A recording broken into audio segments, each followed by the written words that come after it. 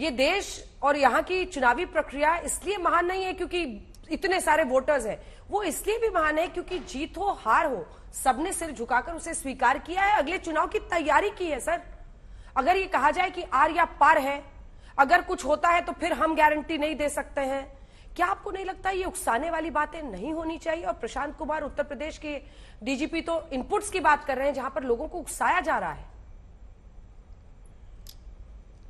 अंजना जी नमस्कार। ये मेरी समझ में नहीं आ रहा है कि अगर हमारे नेता चुनाव को उत्सव की तरीके से मनाने की बात कर रहे हैं और किसी भी गड़बड़ी अगर कोई होती है तो उसको सकारात्मक रूप से उसका विरोध करने की बात कर रहे हैं, अगर वो उत्सव को और सकारात्मक विरोध को आप नेगेटिविटी में ले रहे हैं तो मुझे लगता है कि ये समस्या हमारी नहीं है, लोकतंत्र की नहीं है, ये समस्या संविधान की नहीं है, ये समस्या कुछ दिमागों की है।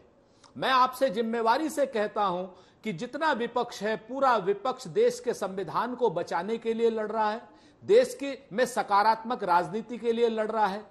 और हां, एक चीज तय है कि किसी भी प्रकार के गड़बड़ी का या अलोकतांत्रिक चीज का या संविधान विरोधी चीज का तो हमने अंग्रेजों के समय भी विरोध किया और अब भी विरोध कर रहे हैं। मैं आपसे एक छोटी सी बात एक शेर के माध्यम से कह दूं कि जिस तरीके से शत्रुघ्न सिन्हा जी ने सुनाया था कि चिराग देखकर मेरे मचल रही है हवा, कई दिनों से बहुत तेज चल रही है हवा, बना रहे थे जो किस्से मेरी तबाही के, उन्हें खबर ही नहीं कि रुख बदल रही है हवा। जब हवा अगर रुख बदल रही है तो हमें डराया क्यों जा रहा है?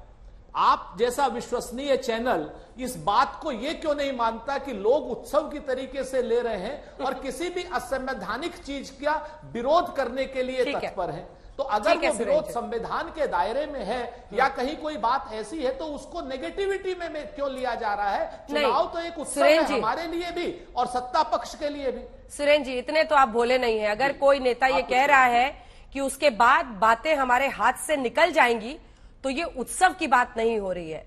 थोड़ा ना हाथ में पटाखे लिए हुए हैं। देखिए, आप भी समझ रहे हैं मामला गंभीर है सर, आपकी बात सिर आंखों पर, लेकिन ये जवाबदेही सभी पार्टियों की है। मैं आपकी बात नहीं कर रही हूँ, मैं सबकी कर रही हूँ। देखिए, बीजेपी की भी सीटें घट रही है राजस्थान में, अब बीजेपी वाले वहां पर सड़क पर लोगों को उकसाएं, ये नहीं होना चाहिए।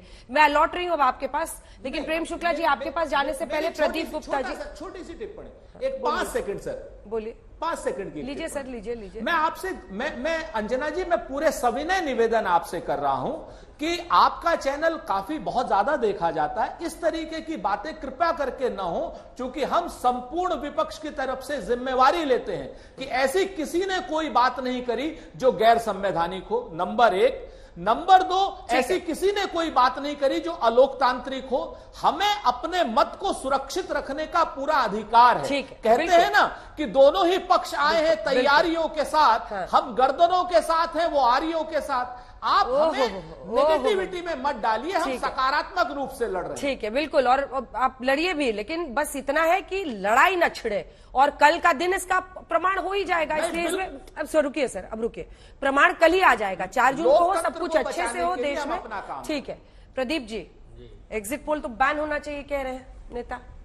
अब ठीक है, कर देंगे तो नहीं करेंगे, बैन हो जाएगा तो संवैधानिक प्रक्रिया है, संविधान में या नियम कानून में ला लीजिए कि ये नहीं करना है, नहीं करेंगे। वैसे भी बैन है, जब चुनाव के दिन वोट करके आते हैं लोग तो उनके साथ एग्जिट पोल करना अभी बैन है इस समय। आप 6:30 बजे के जब आखिरी वोट कहा जाता है, जब आखिरी वोट पड़ जाए तभी आप किसी तरह का एग्जिट पोल दिखा सकते हैं या कर सकते हैं। तो आज भी बैन है, और ये भी हो जाएगा कि बिल्कुल ही नहीं दिखाया जाना है, ये जनता को पता ही ना चले कि उन्होंने जिसको वोट किया है क्या वो पार्टी, क्या वो नेता जीत रहा है। और उससे भी बड़ी बात, कैसे, कहां से, किस वर्ग से, किस जाति से, किस समुदाय से, महिला ने कैसे वोट किया, पुरुषों ने कैसे वोट किया। तो यदि एग्जिट पोल के मायने यदि सही समझ जाएंगे लोग कि काउंटिंग दे के दिन तो ये पता चलेगा किसको कितनी सीटें मिली, लेकिन ये पता कतई नहीं चलेगा कि जिसको भी लोगों ने जिताया वो क्यों जिताया, कैसे जिताया, कहां से जिताया।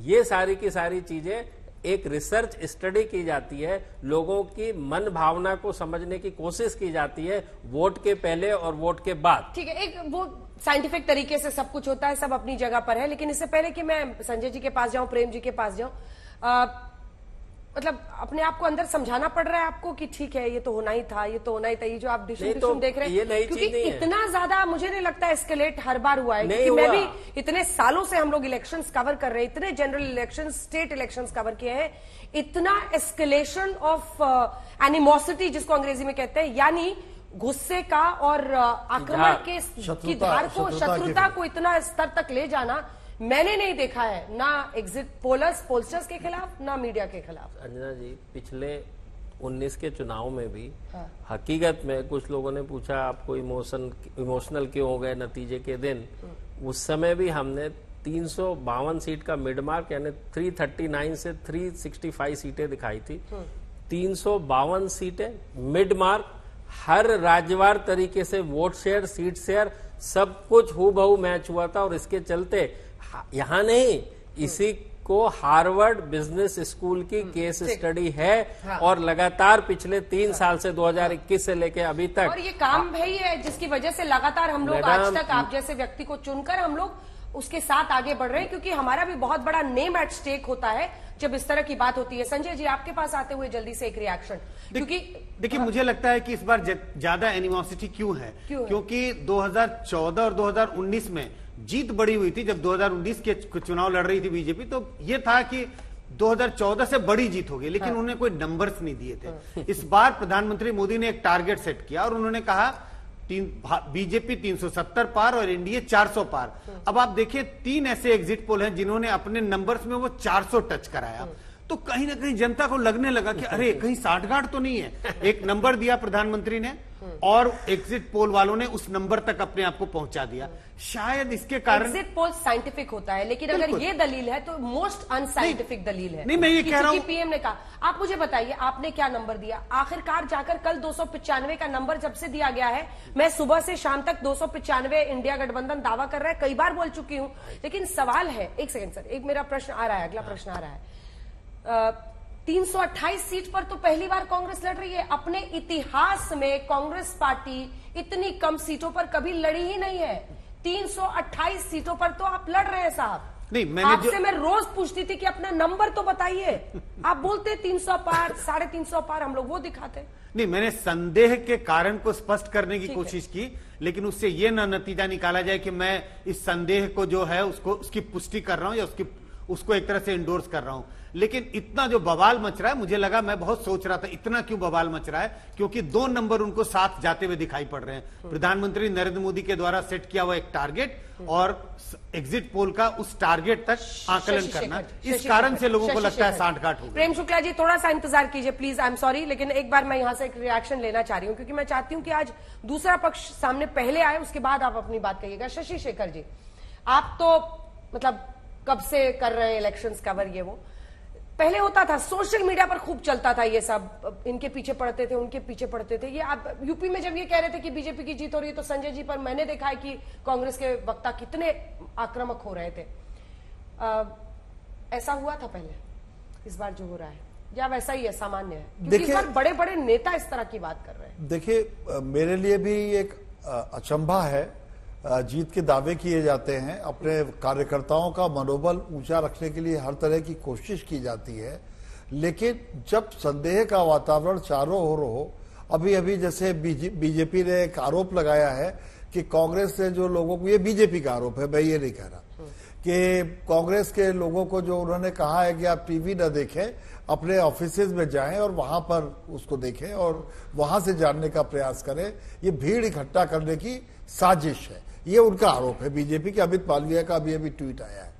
मैं इन सब से परे 2-3 बातें कहना चाहता हूं। मुझे ऐसा लगता है कि विपक्ष ने इस बार एक कोशिश की 300 के करीब सीटों पर वो साझा उम्मीदवार खड़ा कर सके। इंडिया गठबंधन वैसा आकार नहीं ले सका जिसकी कोशिश थी, उसके बावजूद मुझे ये भी लग रहा है कि इस एग्जिट पोल के बाद बहुतों को लगा कि ये निराशा की लंबी न खिंच जाए, 10 साल खिंची है, कहीं लंबी न खिंच जाए, और यदि तीसरी बार सत्तारूढ़ दल लौट कर आता है, मैं नहीं कह रहा कल क्या होगा, मुझे नहीं मालूम, किसी पर टिप्पणी भी नहीं है, लेकिन यदि सत्तारूढ़ दल लौट कर आता है, एक ताकतवर लीडर लौट कर आता है, तो हो सकता है कि कुछ तोड़फोड़ हो, हो सकता है कुछ टूट फूट स्वतः हो जाए। मैं एक पार्टी के जो प्रवक्ता थे उनकी भाषा में बदलाव बिल्कुल साफ देख रहा हूं, मैं बोलूंगा नहीं उनका नाम, मैं उनकी भाषा में बदलाव देख रहा हूं। क्यों है? वो तो अभी इंडिया गठबंधन के साथ है। तो कहीं न कहीं कुछ चीजें ऐसी हैं जो आकार ले रही हैं और वो आकार एक अलग तरह का असंतोष या आशंका पैदा कर रहा है जो आक्रामक भाषा के तौर पर प्रकट हो रहा है। एक छोटा सा सवाल आप ही से एक छोटा सवाल। जी। अरविंद केजरीवाल ने ये कहा था कि आप मुझे वोट देंगे तो मैं जेल जाने से बचूंगा, जेल नहीं जाऊंगा अगर ऐसा करना है। मैं इसको इसलिए जोड़ रही हूं इस तरह से क्योंकि डू और डाई की स्थिति अगर विपक्ष के लिए है तो उसकी एक वजह ये भी है। व्हाट्सएप पर अभी से वायरल हो रहा है 2014 में सबका साथ, 2019 में सबका विकास, 2024 में सबका हिसाब।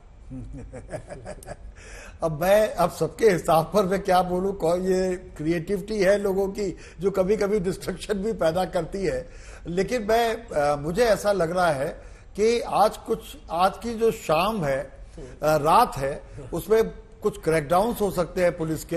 प्रशांत कुमार की लैंग्वेज से और जो मेरा अनुभव है वो बताता है पुलिस बहुत से लोगों को अभिषेक ने बताया कि कॉल रिकॉर्डिंग है उनके पास। अरे वो ठीक है, कुछ पाबंद हो सकते हैं लोग कि आप अपने घरों से नहीं निकलेंगे और कल सवेरे आप कुछ नए आरोपों की तैयारी कीजिए, एक नए आक्रोश की भी।